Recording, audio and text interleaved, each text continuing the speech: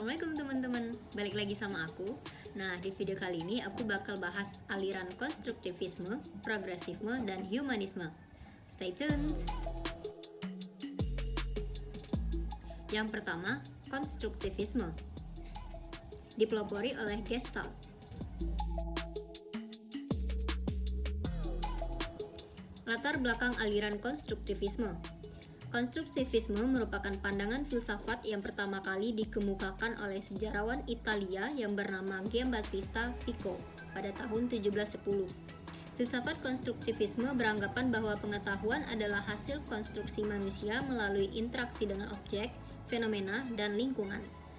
Von Gasseldorp mengemukakan bahwa pengertian konstruktivisme kognitif muncul pada abad ini yang terdapat pada tulisan Mark Baldwin yang diperdalam dan disebarkan oleh Jean Piaget. Tetapi, gagasan pokok cikal bakal konstruktivisme sesungguhnya sudah mulai oleh Giambattista Vico.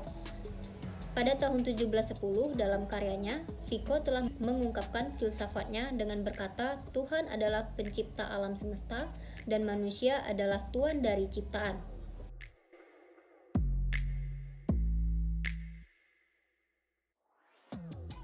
Konsep-konsep yang terdapat pada konstruktivisme.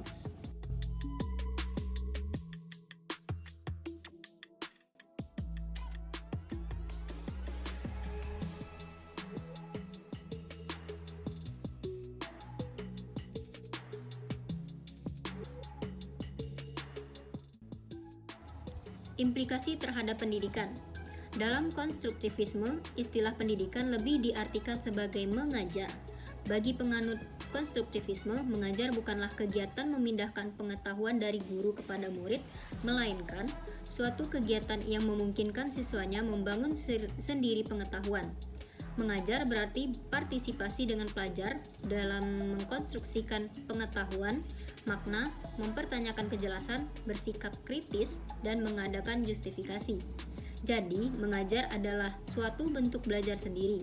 Mengajar dalam konteks ini adalah membantu seseorang berpikir secara benar dengan membiarkan berpikir sendiri.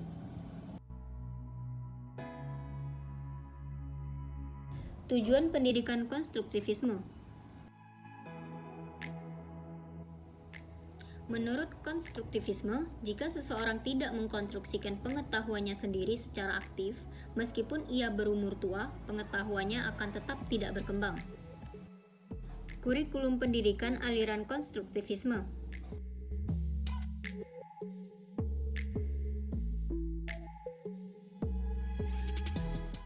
Metode pendidikan yang ada pada aliran konstruktivisme. Setiap pelajar mempunyai caranya sendiri untuk mengerti. Karena itu, mereka perlu menemukan cara belajar yang tepat untuk dirinya masing-masing. Jadi sebenarnya tidak ada satupun metode mengajar yang tepat. Satu metode mengajar saja tidak akan banyak membantu pelajar untuk belajar, sehingga pengajar sangat mungkin untuk mempertimbangkan dan menggunakan berbagai metode yang membantu pelajar untuk belajar. Selain itu, pengetahuan itu dapat dibentuk baik secara individu maupun sosial. Jadi, kelompok belajar juga diperlukan. Peranan guru dan siswa. Dalam kegiatan mengajar, guru hendaknya berperan sebagai mediator dan fasilitator yang membantu agar proses belajar peserta didik berjalan dengan baik. Artinya, guru dan peserta didik lebih sebagai mitra yang bersama-sama membangun pengetahuannya. Adapun peserta didik dituntut untuk aktif belajar dalam rangka mengkonstruksi pengetahuannya sendiri. Dan karena itu, peserta didik sendirilah yang bertanggung jawab atas hasil belajarnya. 2. Aliran progresifme. Latar belakang munculnya aliran progresifme. Pendidikan dalam aliran progresifme ini muncul adalah sebagai oposisi atas pendidikan model tradisional di Amerika Serikat sekitar tahun 1900-an. Kebangkitan ini dipicu oleh adanya anggapan dari masyarakat, terutama para pendidik, bahwa sekolah gagal untuk menjaga langkah dari zaman dengan perubahan hidup yang terjadi dalam masyarakat Amerika itu sendiri. Perkembangan zaman yang ditopang oleh kemajuan ilmu dan teknologi dalam tatanan masyarakat membutuhkan kemajuan dalam pendidikan itu pula. Untuk menjawab persoalan inilah yang menjadi dasar pemikiran dari pendidikan model filsafat progresifme ini.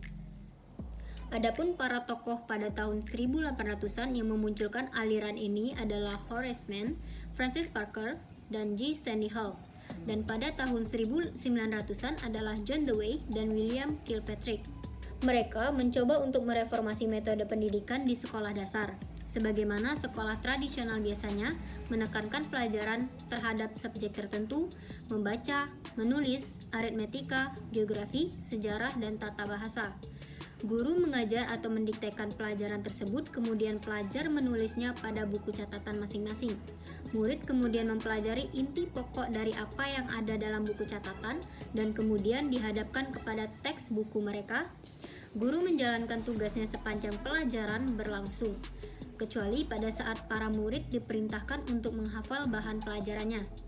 Dan para murid duduk pada jajaran meja tulis dan mereka tidak boleh berbicara kecuali dengan izin guru.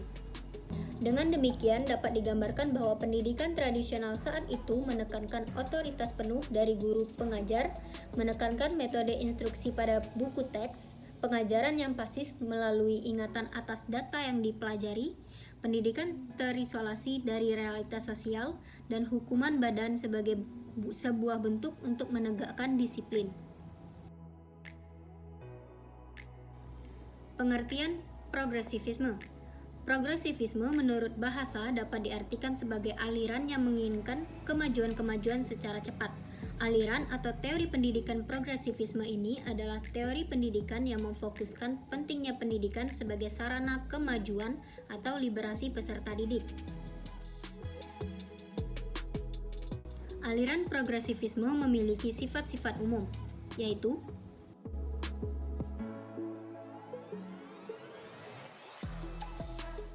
progresivisme didasarkan pada 6 asumsi, yaitu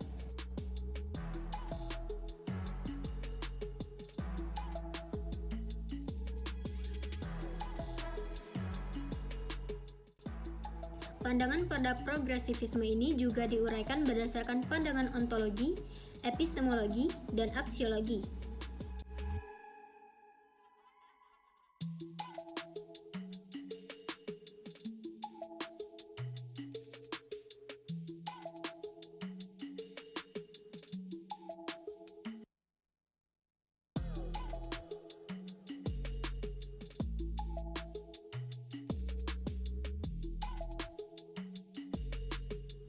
Adapun ciri-ciri utama progresivisme, yaitu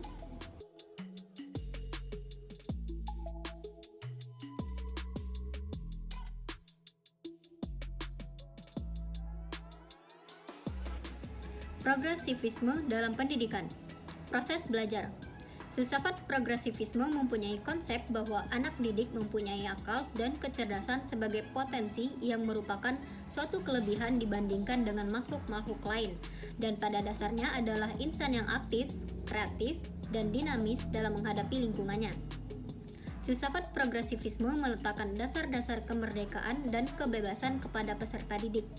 Anak didik diberikan kebebasan secara fisik maupun cara berpikir guna mengembangkan bakat, kreativitas, dan kemampuan yang terpendam. Oleh karena itu, filsafat progresivisme tidak menyetujui pendidikan yang otoriter, sebab pendidikan otoriter itu akan mematikan tunas-tunas para pelajar untuk hidup sebagai pribadi-pribadi yang gembira menghadapi pelajaran, sekaligus mematikan daya kreasi anak didik.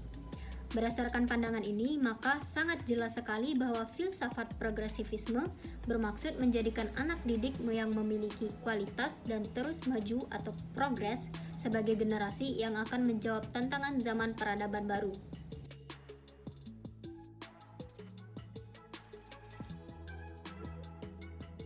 Guru. Peran guru dalam suatu kelas adalah sebagai seorang pembimbing atau orang yang menjadi sumber, yang pada intinya memiliki tanggung jawab untuk memfasilitasi pembelajaran siswa. Guru berhubungan dengan membantu para siswa mempelajari apa yang penting bagi mereka. Sekolah. Sekolah yang ideal adalah sekolah yang isi pendidikannya berintegrasi dengan lingkungan sekitar. Artinya, sekolah adalah bagian dari masyarakat.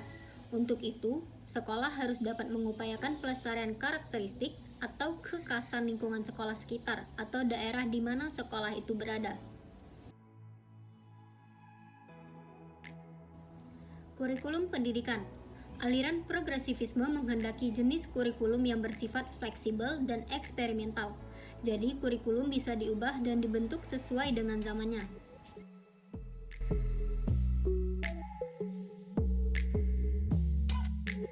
Prinsip pendidikan aliran progresivisme.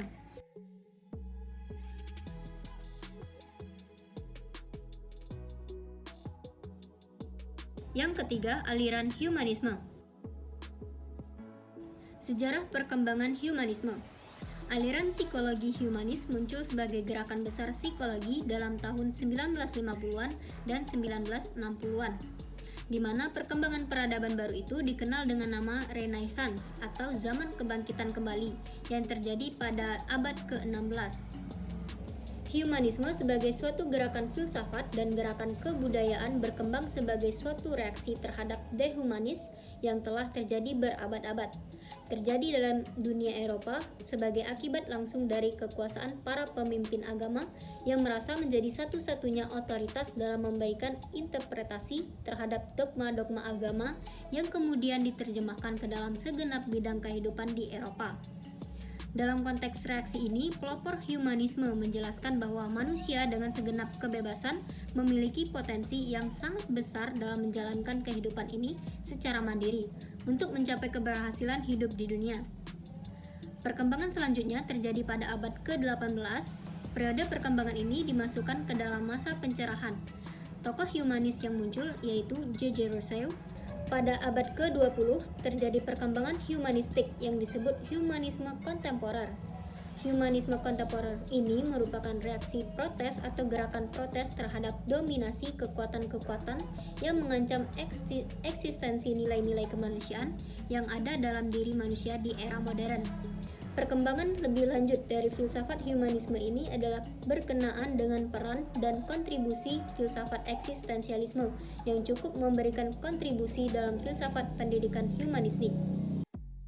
Aliran filsafat eksistensialisme ini kemudian dikembangkan dalam dunia pendidikan karena fungsi pendidikan adalah memberikan proses perkembangan secara otentik. Kedua aliran tersebut memberikan perkembangan pada aliran filsafat pendidikan humanisme. Hal ini dapat ditunjukkan melalui pengembangan konsep perkembangan psikologis peserta didik dan metode pengajaran yang sesuai dengan perkembangan humanistik setiap individu. Aliran psikologi humanistik memiliki pandangan tentang manusia yang memiliki keunikan tersendiri, memiliki potensi yang perlu diaktualisasikan, dan memiliki dorongan yang murni berasal dari dalam dirinya sendiri. Epistemologi filsafat humanisme. Epistemologi humanisme bersandar diri pada kemampuan rasionalitas manusia dengan segala otoritasnya, terutama pada abad modern ini. Kerja dari humanisme ini adalah konsep pemikiran pada aliran humanistik.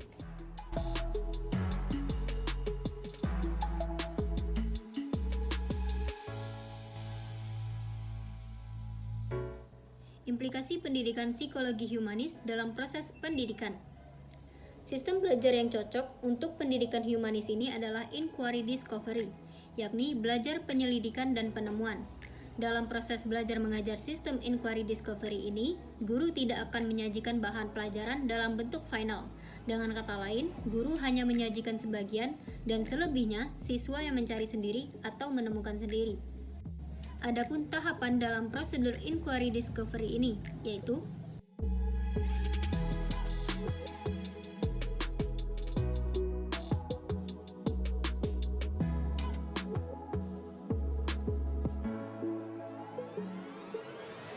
hal-hal penting yang harus diperhatikan dalam proses pembelajaran menurut pandangan psikologi humanistik, yaitu